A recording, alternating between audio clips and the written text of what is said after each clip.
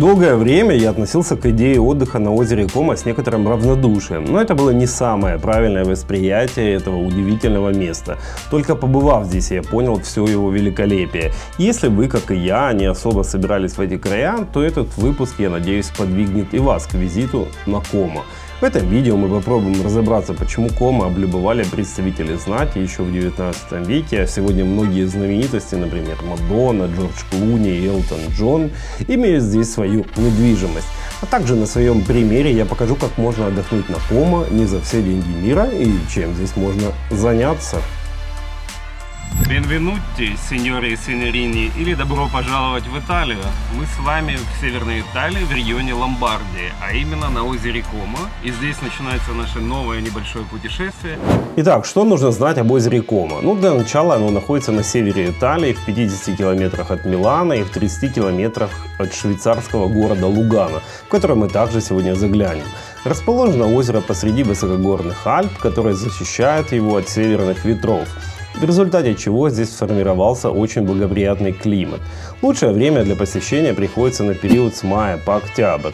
Это третье по величине озеро Италии, а его глубина местами достигает 410 метров, почти море. Ну а в целом Кома — это далеко не единственное красивое озеро Италии, да и Европы в целом. Но Кома отличает его репутация, сложившаяся в основном из-за давней популярности среди богемы и знаменитостей. В общем, место это в основном ориентировано на состоятельных посетителей. Но забегая наперед, скажу, что за умеренный бюджет он также возможен.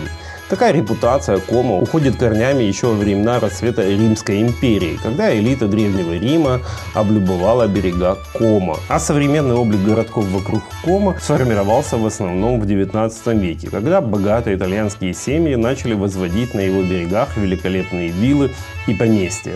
Большинство из них есть и сегодня. Некоторые функционируют в качестве отелей, некоторые принадлежат разным селебрити, а некоторые выступают в качестве музеев. Их посещение – это одно из главных занятий на Кома. Кстати, невероятно красивые виды на озеро также украсили собой знаменитые фильмы. Здесь снимали сцены из второго эпизода «Звездных войн. Атака клонов», где юный Скайуокер крутил шашни с принцессой Амидалой.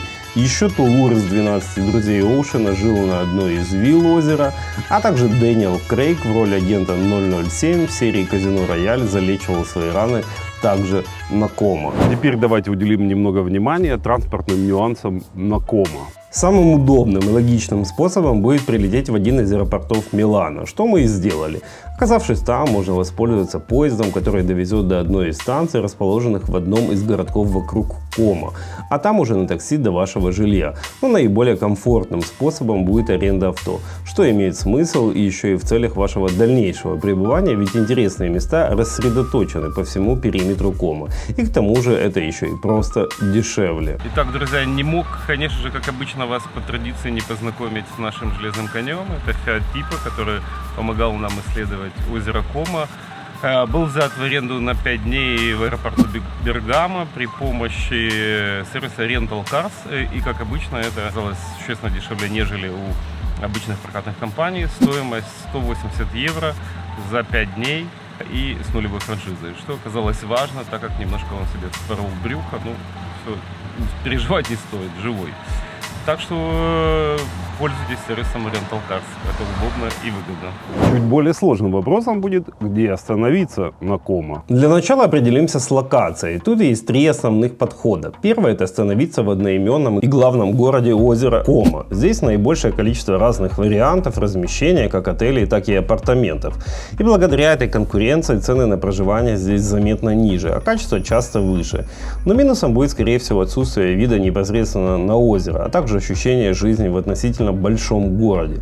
Это в свою очередь положительно сказывается на всякой инфраструктуре типа магазинов и ресторанов, но с другой стороны лишает возможности по-настоящему проникнуться жизнью на озере.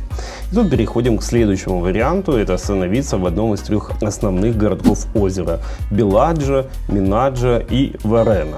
Это красивые и атмосферные городки расположены в центре озера, в так называемом золотом треугольнике, что очень удобно с точки зрения логистики. Между ними курсируют паромы, что позволяет существенно экономить время. Но ощутимым минусом будет цена вопроса. Проживание здесь обойдется существенно дороже. Ну и третий вариант — это выбрать один из менее именитых прибрежных городков, что позволит как проникнуться духом жизни на озере, так и получить более гуманный прайс.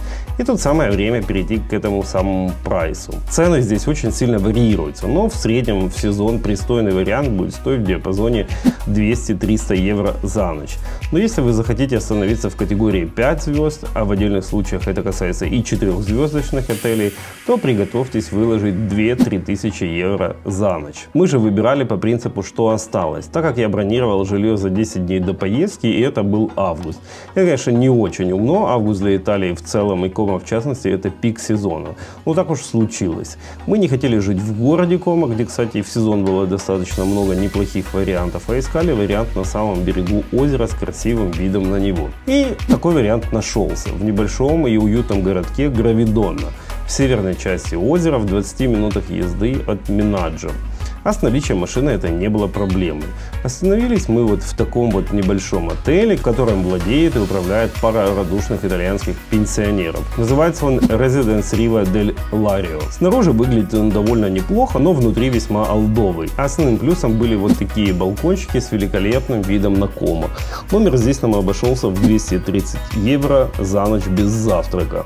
Но к местным традициям на завтрак мы еще вернемся. Если вы не сильно притязательны к интерьерам, то могу его рекомендовать. В общем, организационные вопросы были закрыты, и пора было перейти к здешним развлечениям. Первым делом мы направились изучать Минаджо.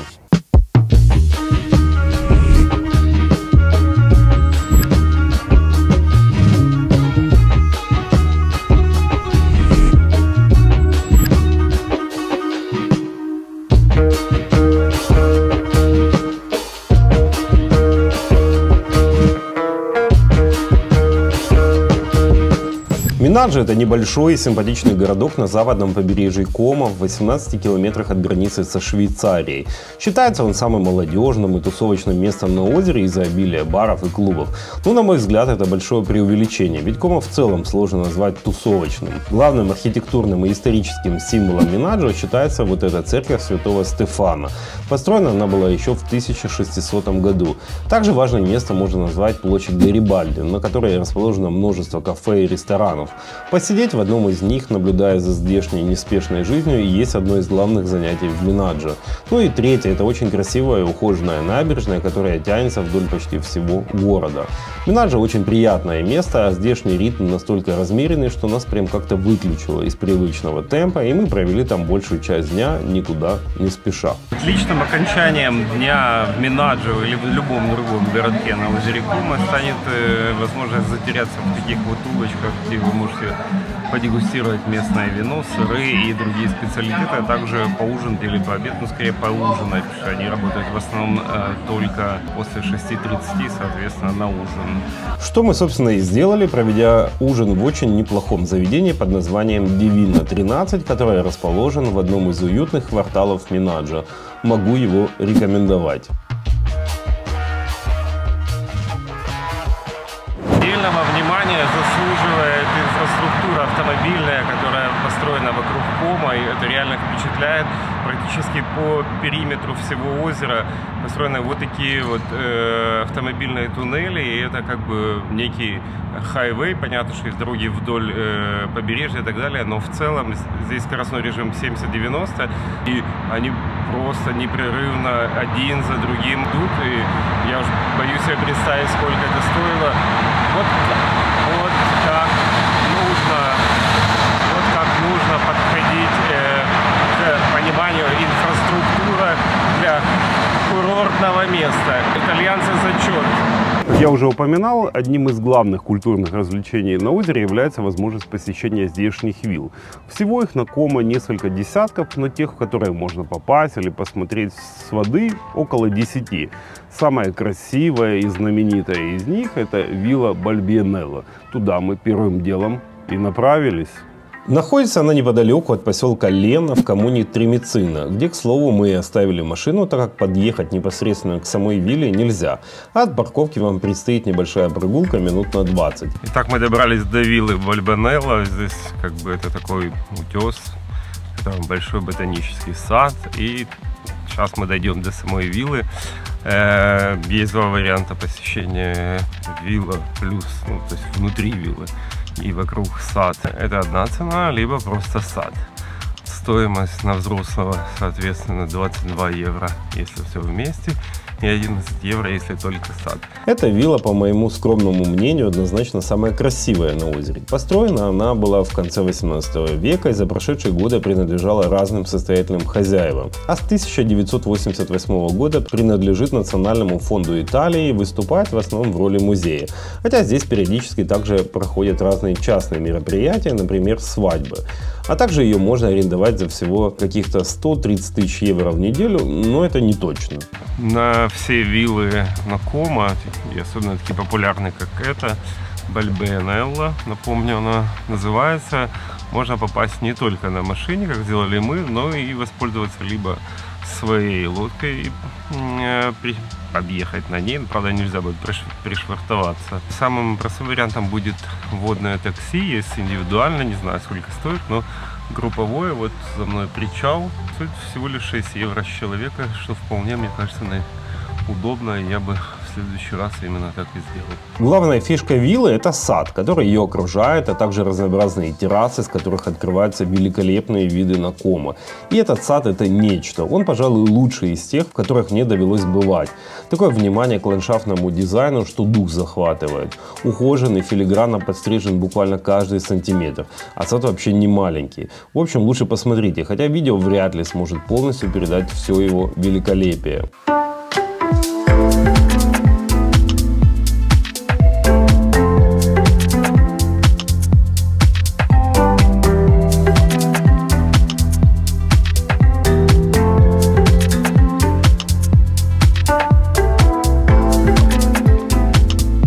Собственно, вилла Бальбианелла и есть главная съемочная площадка Комо. Здесь и снимали уже упомянутые мной «Звездные войны», «12 друзей Оушена» и «Казино Рояль». Вилла Бальбианелла однозначно стоит своих денег и времени, на которые нужно потратить, когда вы будете здесь. И теперь понятно, почему здесь, в общем-то, великие, уважаемые голливудские режиссеры решили снимать свои фильмы. Здесь обалденно красиво, ну прям вообще нет слов, обязательно приезжайте. Насладившись сполна красотой виллы Бальбианелла, мы направились далее на противоположный берег ради следующей звезды озера, городка Беладжо. И чтобы перебраться на другой берег, мы воспользовались очень популярным и удобным видом транспорта, которому стоит уделить отдельное внимание. Подобное сообщение. Есть теплоходы как исключительно пассажирские, так и те, на которых пассажиры вместе с автомобилями, мотоциклами или велосипедами. Это очень удобно, быстро, особенно если вы курсируете между тремя основными городами в так называемом золотом треугольнике. Это Минаджо, Беладжо и Варена. Примерно путь в одну сторону составляет 15 минут. Красиво, с ветерком, атмосферно, очень удобно. Потому рекомендую, что на машине между этими пунктами перемещаться это там 1,5 плюс часа, потому это как бы не очень вариант. По стоимости пассажирский билет в районе 6 евро в зависимости от времени и куда. В нашем случае автомобиль плюс двое взрослых и ребенок это 17-20 евро в зависимости, опять же, от точки А и точки Б.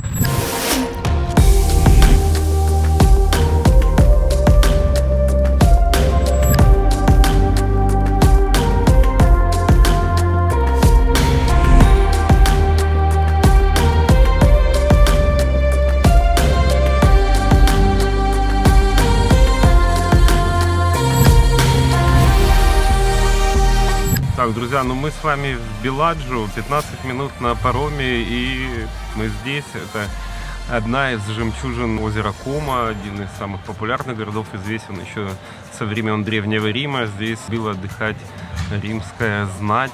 В целом городок Беладжио довольно небольшой, проживает здесь всего около 3000 человек, и его можно обойти за пару часов, а центральную часть и вовсе за час.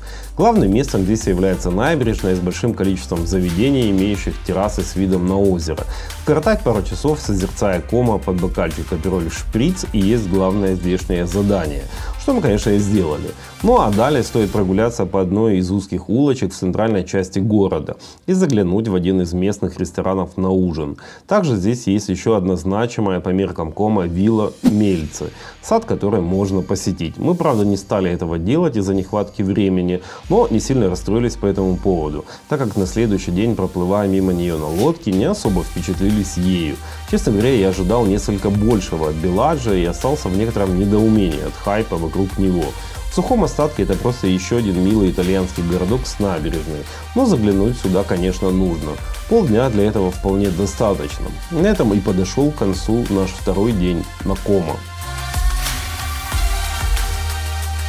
Информация для любителей плотно позавтракать. Важным моментом на Комо является то, что здесь как таковых завтраков нет в обычном понимании. Итальянцы завтракают кофе и круассаном, и все заведения, которые открыты на завтрак, они именно работают в таком формате. Для того, чтобы покушать более плотно, нужно ждать хотя бы 12 или часа дня, когда открываются другие заведения, или те же заведения, но в них открывается кухня. Потому учитывайте этот момент, когда будете на Комо. На Комо помимо красивых видов и самого Комо есть прекрасная возможность заскочить, так сказать, на денек в Швейцарию, а именно в город Лугано.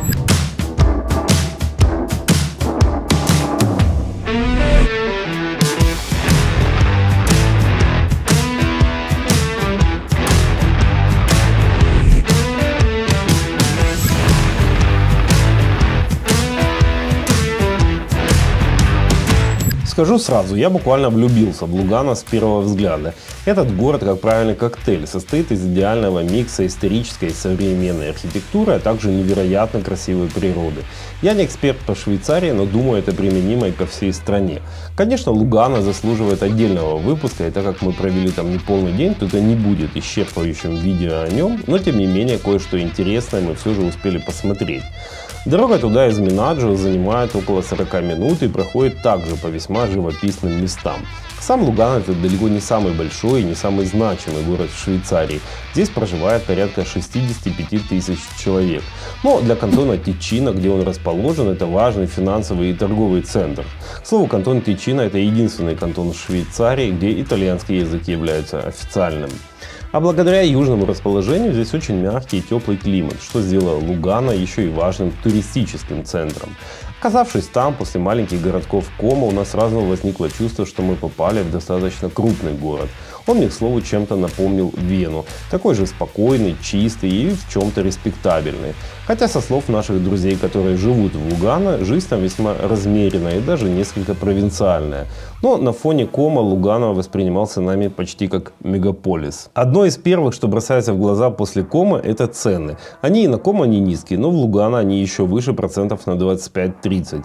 Такая разница и практически полное отсутствие границ породили настоящий продуктовый туризм. Многие жители Лугано ездят за покупками в Италию. Цены на большинство продуктов там существенно ниже, хотя не на все. Рыба, например, дешевле в Швейцарии. Итальянцы тоже не растерялись и настроили супермаркетов прямо у границы, чтобы удовлетворить спрос швейцарцев, которые не прочь сэкономить.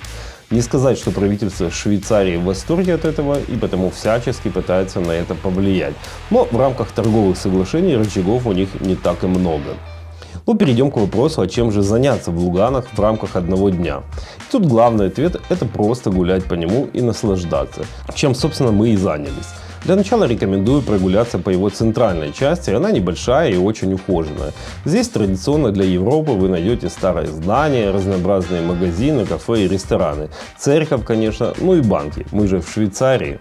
Еще одна фишка Лугано и Швейцарии в целом, которая в наше время уже встречается все реже, это возможность отведать чистой питьевой воды. Вода эта, говорят, с самих Альпийских гор. Но главные прелести Лугано – это озеро и горы, в окружении которых он и расположен.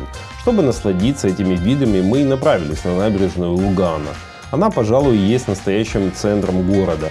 Само озеро называется Луганским, и его делят между собой Италия и Швейцария. Как ни странно, но озеро до недавнего времени испытывало экологические проблемы. Но итальянцы со швейцарцами взялись за ум, и сейчас ситуация постепенно улучшается. За озером можно понаблюдать как просто с набережной, так и устроить водную прогулку, арендовав лодку или катамаран. Еще можно просто почилить в одном из пляжных клубов, которые предлагают шезлонги в аренду. В общем, таким образом поездка на Комо позволяет насладиться сразу двумя озерами. Ну а завершить наш день в Лугано мы решили подъемом на одну из двух горных вершин, что расположены в его черте. Называются они Сан-Сальваторе и Монтбрё. Мы по совету наших друзей, что живут здесь, выбрали последнюю. На каждую из них можно подняться на аутентичном фуникулере, но так как времени у нас было мало, мы отправились туда на авто.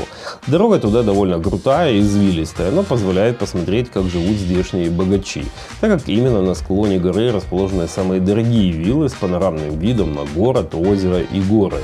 Оказавшись на вершине, вашему взору и предстанет вся эта красота. А еще там есть вот такой вот ресторанчик, где можно неплохо провести время, встречая закат. Правда, к нашему приезду он уже, к сожалению, был закрыт. Но посиделки в нем — это довольно популярное развлечение здесь. Встречей заката на вершине Монтбрё мы и завершили свое знакомство с Лугано и отправились обратно на Комо. Новый день в Минаджо, и лучшим делом, которым можно заняться на Комо, будет, конечно же, аренда лодки. Здесь эта возможность есть, не нужна никакая лицензия, стоимость всего от 60 евро в час. Ну и я надеюсь, мы увидим самые интересные места с воды, так что погнали исследовать Комо на лодке самостоятельно.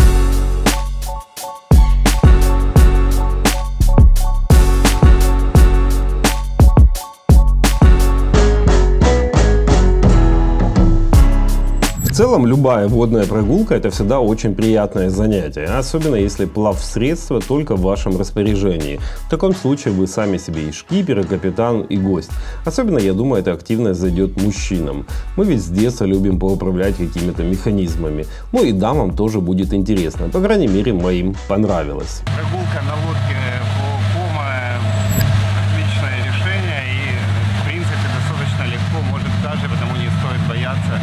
Это очень правильная штука на Комо. На мой взгляд, прокатиться на лодке — это лучшее, что можно предпринять на Комо, помимо прогулок по городкам. Эта активность дарит совсем другие ощущения и вносит некий драйв в размеренный ритм отдыха на озере. Также это дает возможность понаблюдать за красотой самого Комо и окружающих гор с другого ракурса. Особый интерес составляют, конечно, виды на города, которые открываются с воды. Лучшие фото здешних мест сделаны именно с воды. Для тех, кто не желает самостоятельно управлять лодкой или хочет лодку более высокого класса, здесь также есть масса опций с соответствующим бюджетом. Так, друзья, все-таки хочу вас простимулировать, взять лодку на прокат и рассказать все-таки, насколько это просто. И небольшой такой, так сказать, рум-тур нашей шхуны. Здесь все просто. Зажигание, газ, вперед, назад. Это с этим справится даже школьник, поверьте мне. И руль, как в обычной машине. Здесь есть сигнал, фонари разные. Ну, в общем, этим всем пользоваться не надо. Здесь есть несколько отсеков для хранения. А вообще, в Италии для управления лодкой с двигателем до 40 лошадиных сил мощностью не требуется никакая лицензия. Просто заплатили деньги и катаетесь. Вот такой вот рум-тур.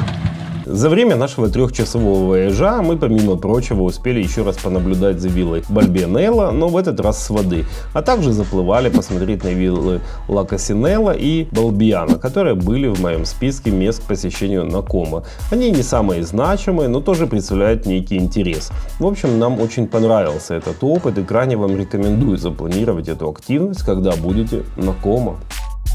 Ну а мы в Варене, и пора посмотреть, что в Варене интересного. Так что погнали смотреть.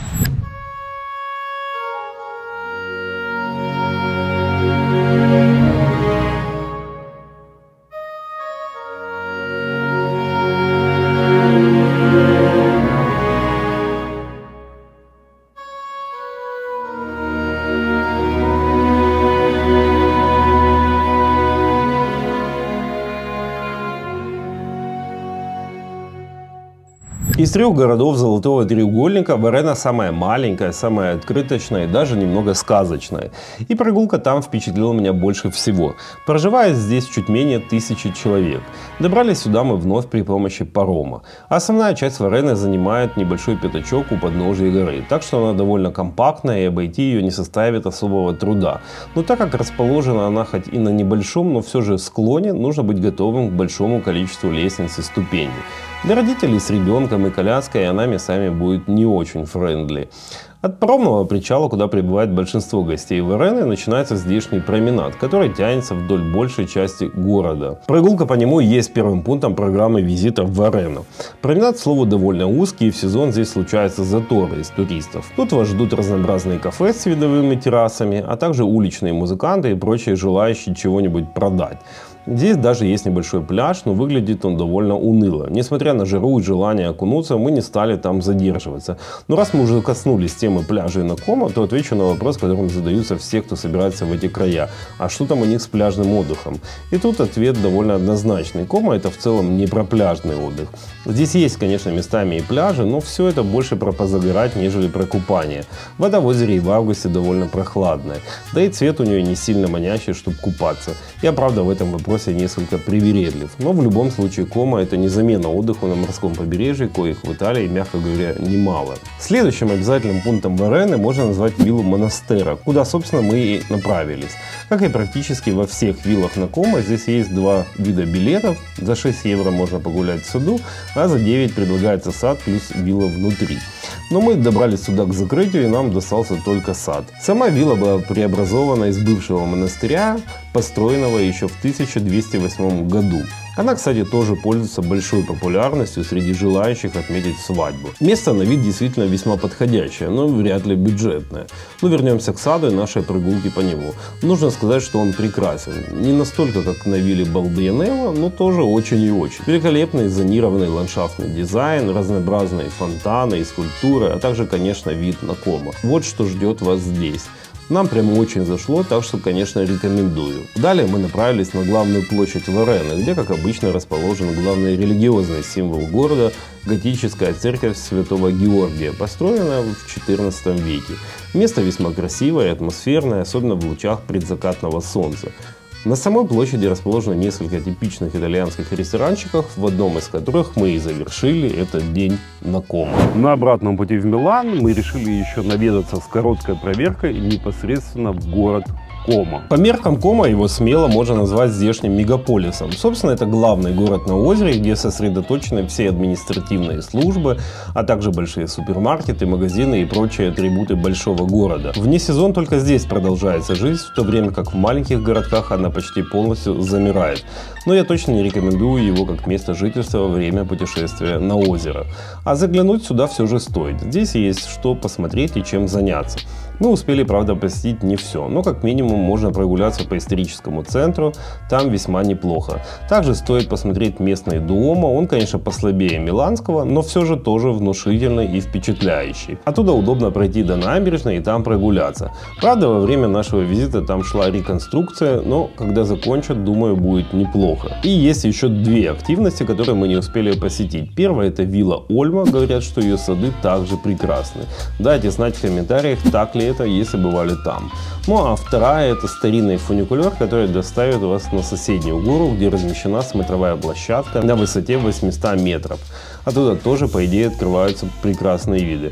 Но мы проверим это уже при следующем визите в эти края. В общем, в Комо достаточно всего, чтобы провести тут денек. Ну а закончить этот выпуск я хотел бы кадрами из Милана, поскольку ваше путешествие на озеро Комо либо начнется, либо закончится именно здесь. И Милан, конечно же, настолько крут, что нужно уделить ему отдельное внимание отдельным выпускам. Потому спасибо, что смотрели. Аривидерчи, чао и до встречи в новых выпусках на моем канале. Если вы не подписались, еще есть время. Подписывайтесь.